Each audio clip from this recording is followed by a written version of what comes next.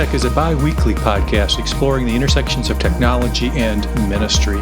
It is part of the podcast network sponsored by WELS, the Wisconsin Evangelical Lutheran Synod. Our show today is hosted by Martin Spriggs and Sally Draper.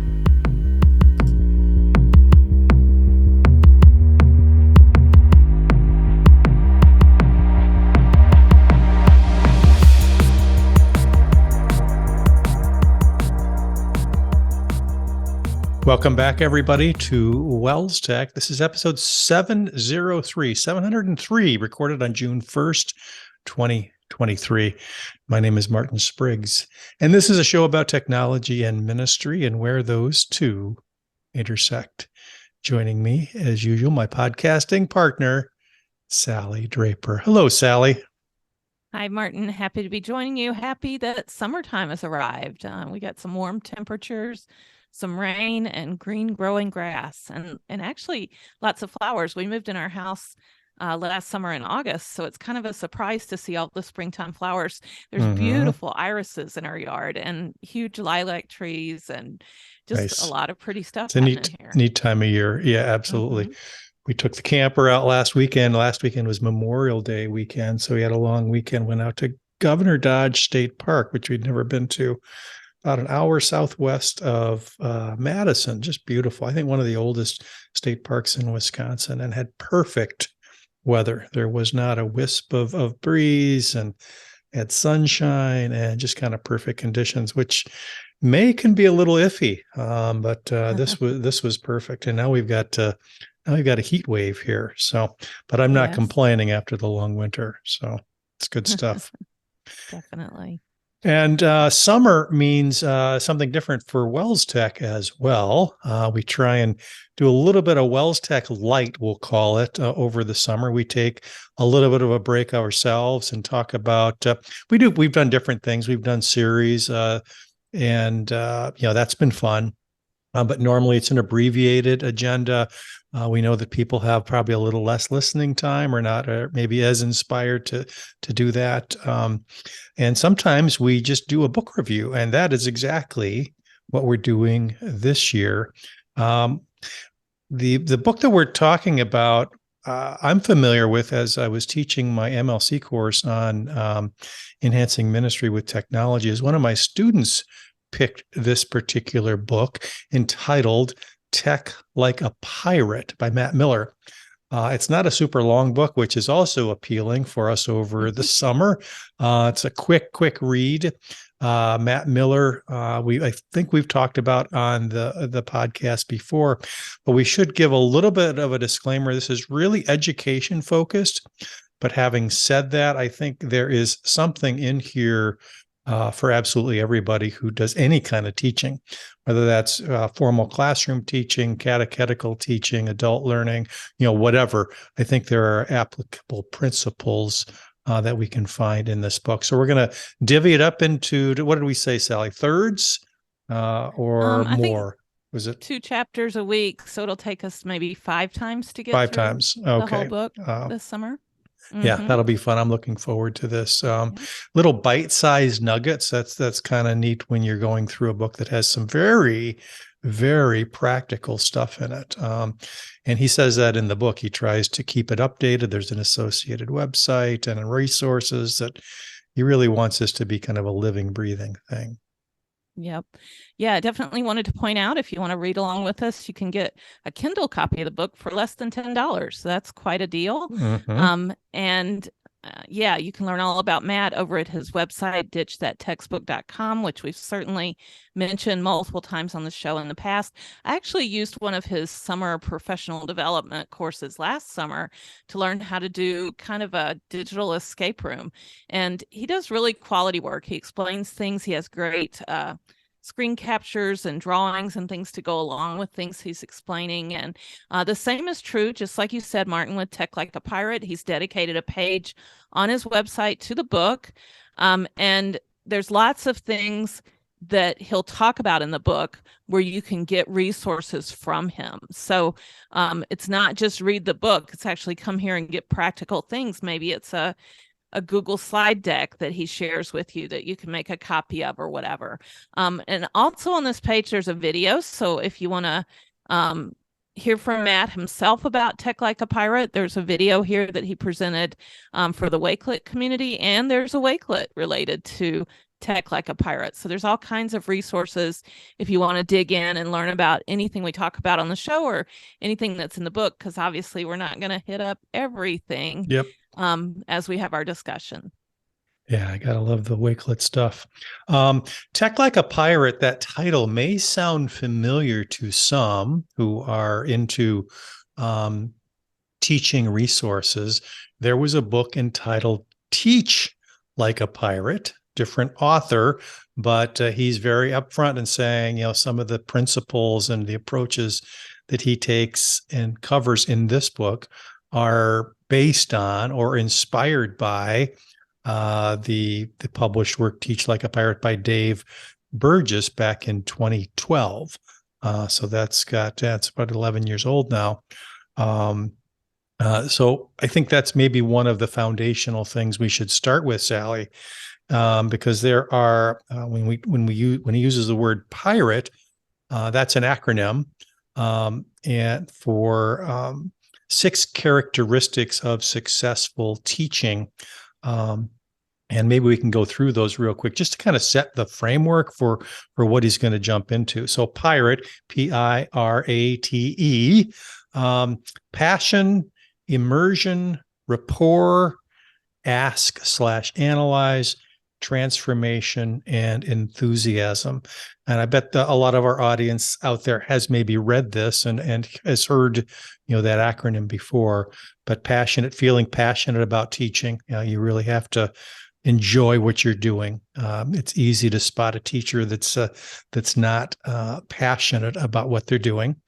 Immersion, being fully present and fully at attention in the moment with your students, and that probably goes across not just teaching but life in general. Super important, especially in a tech distracted world. Rapport, connecting with students on a personal level to build that safe, fun environment. Ask/analyze, asking the right questions about your teaching ideas and constantly analyzing their effectiveness. We've talked about this in the past, is there's always this cycle of doing and then assessing and then redoing. Transformation, rethinking what's possible in the classroom to break down barriers. So what needs or what can or what should or what must change.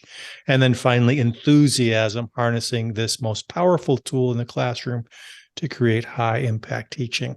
And that's getting the enthusiasm of your learners up a level. And that's what makes learning fun. So that's, if you wanted to distill Teach Like a Pirate down to like 6 points, those are the 6 points. Right. And author Matt Miller says that he got really fired up. He was really excited about what Dave had to say in the book. He felt like he could just adopt it and, transform his classroom. He was really excited by that. Don't just teach a lesson, create an experience, that kind of thing. And what he kept coming back to is the book's ideas could be enhanced with technology, that there were so many free digital tools out there and tech that schools had available to them. And if you laid technology on top of everything that was in the Teach Like a Pirate book, that things could really be amped up, that you could really make some great memories, some experiences using technology as a serious tool to accomplish those things. Right. So, I think part of this is you have to kind of realize it's not all about just getting through all the chapters in the book or checking off all the worksheets have been completed or things like that, that engaging with students, even being silly with students is academic work. The experiences they have grow their knowledge and leave them wanting more. It engages them in the class rather than just passing the time and waiting for things to happen. Getting through the curriculum, right? Exactly. And I did find a time, Martin, to outside of the classroom. As I was reading, there was something that really came to mind, and he was kind of supporting with different studies and quotes from different people. And one of the things he wrote was emotional events often attain a privileged status in memory, based on Labar and Cabeza in 2006, a study. And I realized even definitely emotional classroom events. I mean, I can think back to specific things that my teacher did. And of course, I was a mathy. I had one teacher that would pull out a piece of string and chalk and draw a circle on the board and come up with all the different angles and things just using a piece of string and chalk. We were all in awe of him and his abilities with just a piece of string and chalk, and that sticks in my brain. But I also thought about experiences outside of the classroom.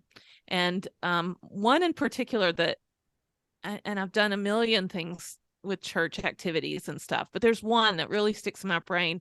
And it was a church camping trip we did down in Texas with a lot of people from our church.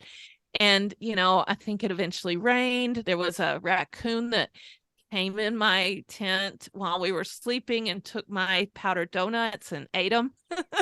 And we found the powder on the ground the next morning. There were just events that stuck in my brain. And our pastor called it friendship by ordeal. Like when you go through things with people, it strengthens bonds. When you're in people's homes, when you're doing different things, those are those kind of emotional events that he's talking about in the classroom.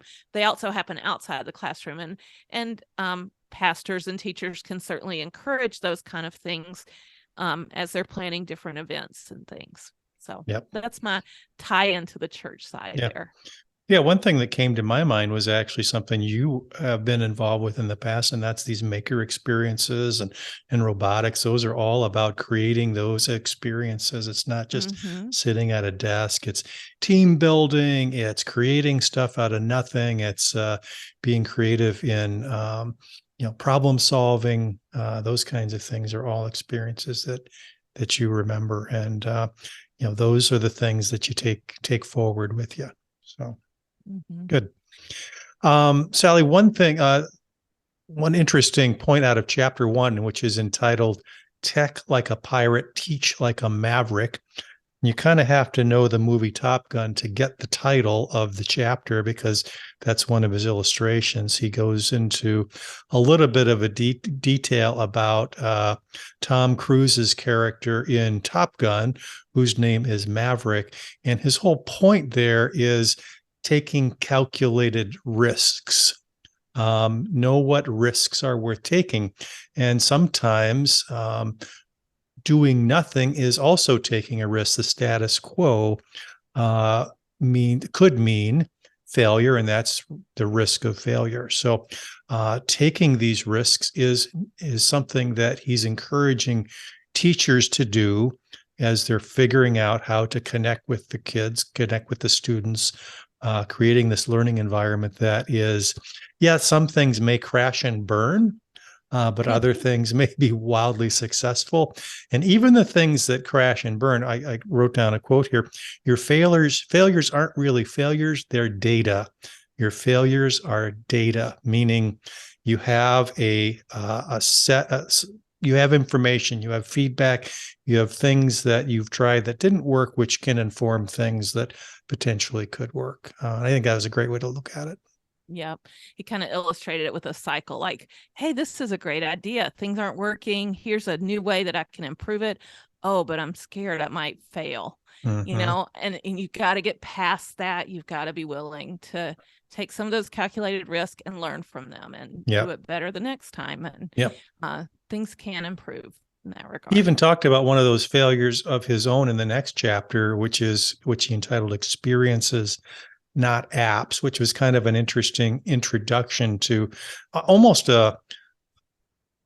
you almost think it's too simple in the approach, but you're basically, the concept is you're taking things that the student is very familiar with, very excited about, and applying and crafting a learning experience using similar, not necessarily the exact same tools, but a similar experience where you're drawing out of them in common tools that they already get. So you're not teaching them actually a new tool, which is part of the appeal. You don't have to teach them how to use the tool and then how to learn with the tool, but you're using the experiences they already have and then creating something around it that they get excited about. So he uses the example of the social media app Vine. I don't know if you remember Vine, Sally, back in the day. It was a failed, kind of a short-lived niche social media tool that allowed for 6-second video clips, I think.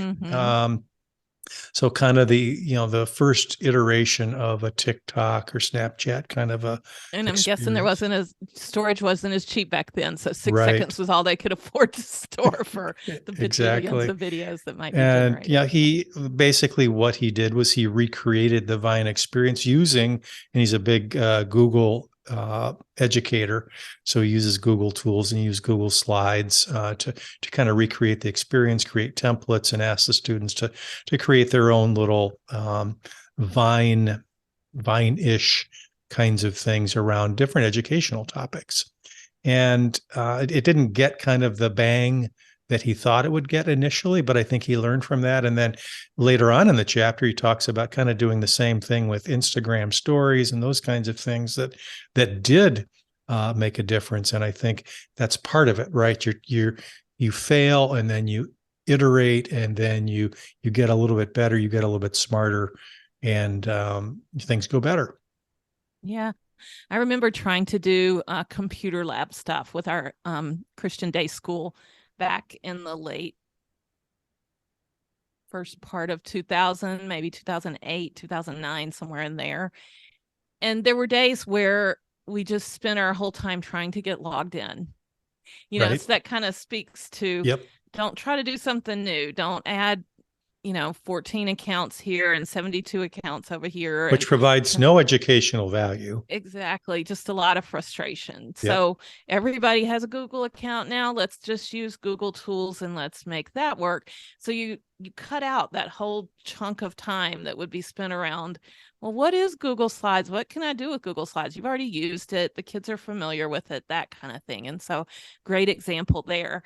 And then that concept of, trying something and learning from it. He said he didn't have enough iPads for everybody to do these Vine videos or stuff. So again, kind of you run into these barriers, these hardware, these software challenges, the bandwidth, whatever it may be. And then you adjust and excel the next time you try it. You get past those. So, don't be afraid. Try things out. And I love that in this chapter, he also kind of did a disclaimer up front. The apps I talk about may not exist by the time you read this book, because it is such a quickly changing, landscape of tools that are out there. So I don't know that he mentioned TikTok at all, because TikTok probably didn't even exist when he wrote this book. And so, now if you were doing some kind of pretend video experience or whatever, maybe you'd make it in a TikTok kind of format, because that's where everybody is and that's what they're familiar with. So make it fit, use his ideas and try things that you're familiar with or comfortable with, or that are trending with students and things like that. Don't be locked into exactly what he did in this time period. Just again on that failure concept, failing forward, as it were. He said, avoid saying to yourself, I'll never do that again. He kind of flips that around and says, I'll never do it that way again. Just inserting a couple words that really kind of reframe how you feel about a failure and how it can help you moving forward. He asked a couple key questions. I thought I jotted these down too. He said, when there's a new app craze, he says he sees it as an opportunity. So you obviously have to be in tune with your students, which is, kind of a duh moment. But, and then the questions are, why are my students obsessed? So why do they all like Minecraft or Fortnite or whatever it is? What's the hook that keeps them coming back? Most importantly, can I use the app's concept as a springboard for creating a new experience in my classroom? So he's constantly looking and asking those questions and then figuring out how to translate that into something that would work in a classroom. So, You know, teachers are probably teachers because at one point they were students who loved learning. mhm. And I just think this fits so well with teachers who are so creative as it is, and then to be able to, adapt and make it fit their particular needs. I think that's really cool. We saw that with the escape boxes, the locked boxes and things, where they made boxes for every subject area and all different age groups and things like that. People just got really creative with it, and I think that keeps teaching fun and exciting. I know it's work, Right. but that's what we signed up for. So, Yeah.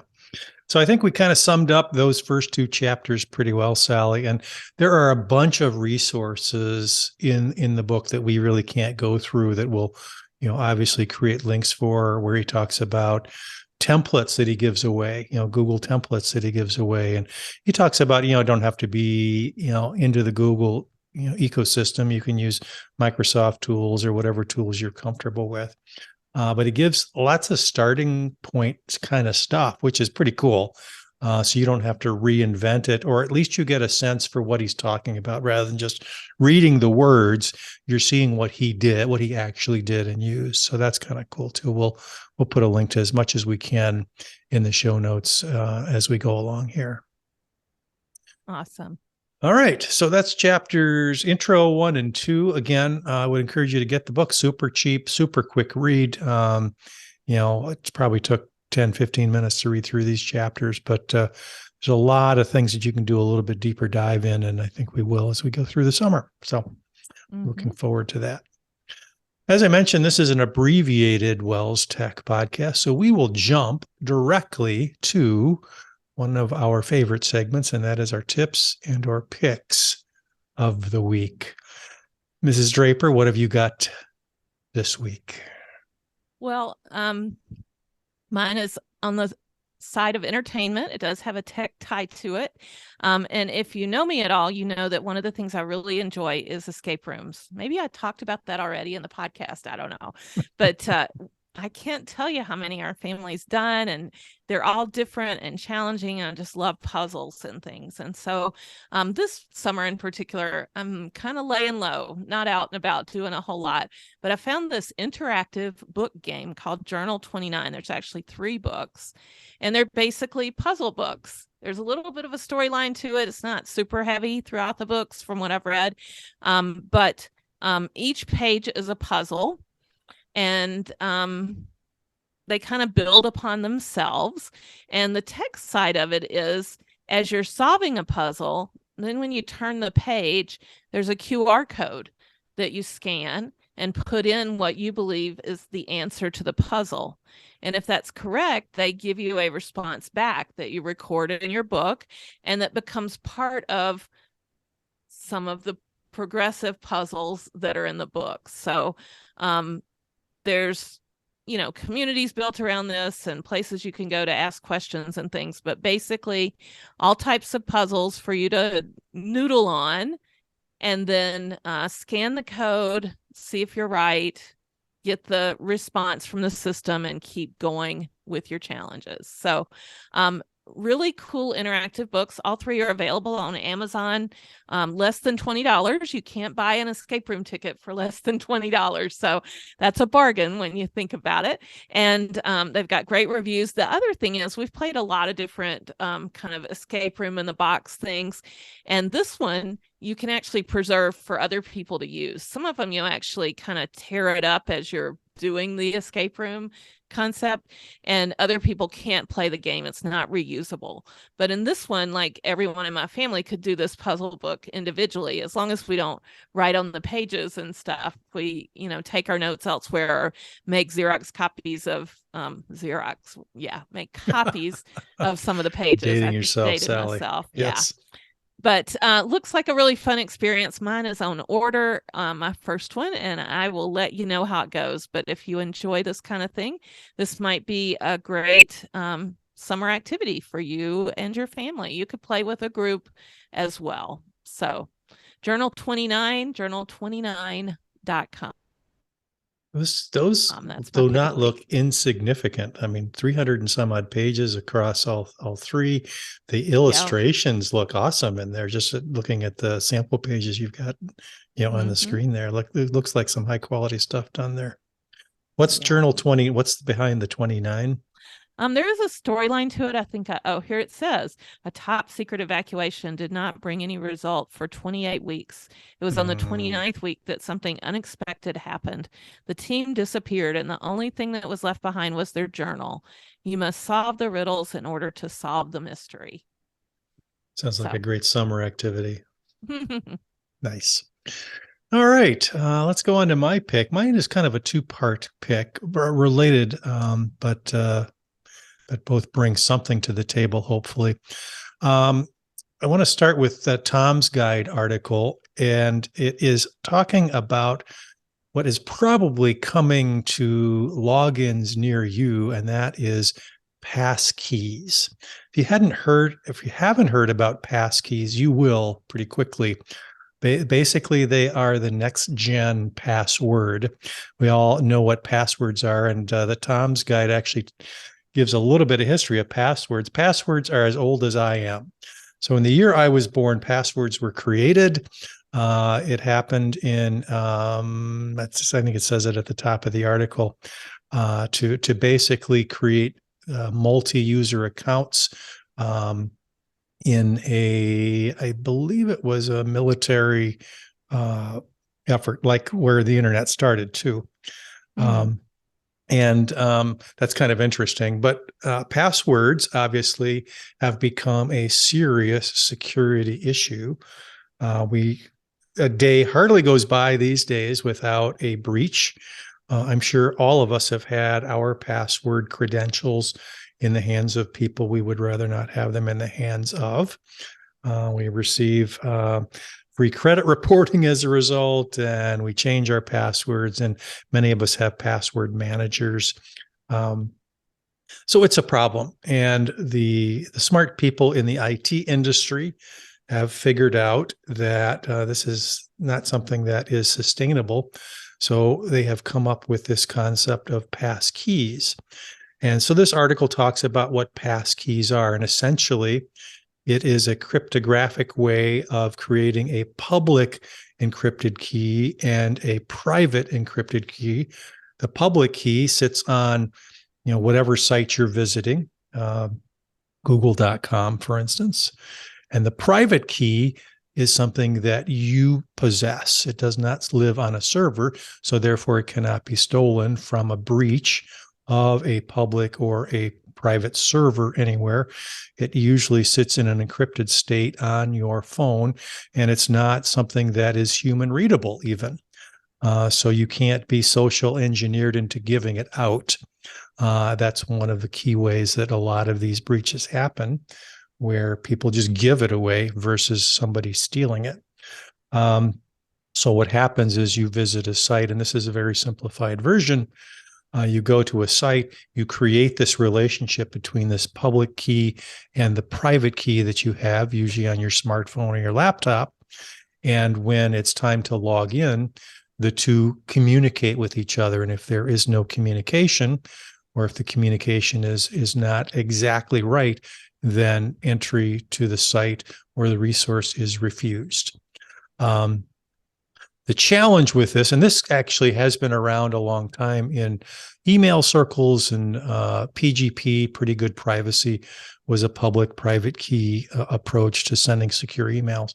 It was just a little clunky and not for the masses. Now, this is built into smartphones, into computers. Microsoft, Google, and Apple are big proponents of this. So you're going to see this in all of their products. It is actually available now. And probably the next biggest step will be for password managers to build the ability to use passkeys into their tooling. So I've mentioned one of my favorites in the past was LastPass, and they've had some serious breaches lately. So I've switched to my pick of the week, which is 1Password. And 1Password just announced that this summer they're going to be supporting passkeys as well. So you'll be able to go to a site and use 1Password to get into the site. So every site's going to have a different passkey, of course. It'll all be encrypted. You just need that device, whether that's a laptop or typically a smartphone. And there's a process where you scan a QR code, which seem to be getting more and more popular to make this authentication happen. So I, for one, am really looking forward to things like 1Password or your smartphone being involved in this let me in process, because it'll be much more secure. I won't have to come up with passwords.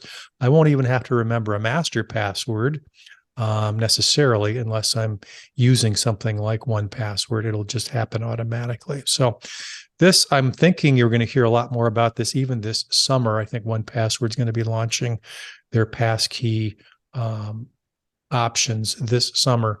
And certainly by the end of 2023, this is going to be available to the masses. Not a lot of sites are supporting it yet. It obviously has to hit, some level of adoption.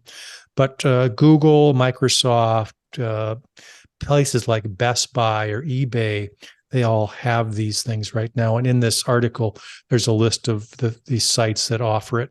And so you can kick the tires if you want and see how it works. But I would say very soon this is going to be mainstream, and I think for the better. And hopefully reaches will be a thing of the past as this becomes more and more a part of who we are and what we do. So passkeys for the win, in my opinion. So we'll see where it goes.